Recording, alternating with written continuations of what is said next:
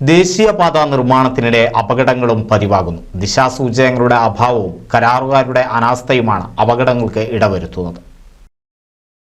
മലപ്പുറം ജില്ലയിൽ 6 വരി ദേശീയപാതയുടെ നിർമ്മാണം അതിവേഗം പുരോഗമിക്കുന്നതിനിടയിലും അപകടങ്ങളും നിത്യസംഭവമാകുന്നത് യാത്രക്കാരിൽ ഭയാശങ്ക സൃഷ്ടിക്കുന്നു.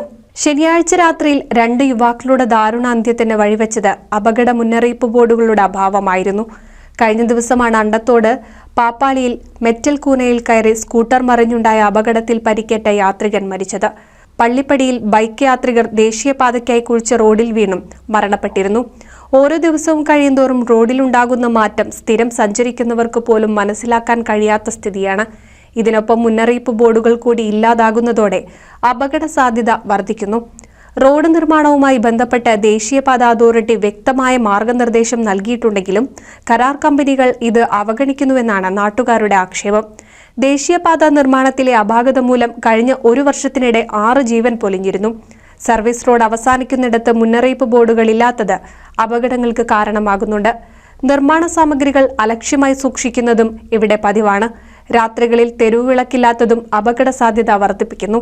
പുതുപ്പൊന്നാനി പുഴയ്ക്ക് കുറുകെ പാലം നിർമ്മിക്കുന്നതിനായി പുഴയുടെ ഒരു ഭാഗം മണ്ണിട്ട് നികത്തിയിരുന്നു.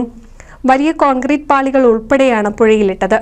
ഇങ്ങനെയിട്ട കല്ലിൽ തട്ടി വള്ളം മറിഞ്ഞുണ്ടായ അപകടത്തിൽ മുൻപ് യുവാവ് മരിച്ചിരുന്നു. ദേശീയപാത കരാർ കമ്പനികളുടെ ലോറികൾ ചരൽമണ്ണ് കൊണ്ടുപോകുന്നത് മുകൾ ഭാഗം മൂടാതെയാണെന്നും ആക്ഷേപമുണ്ട്. NCV news Ponnani.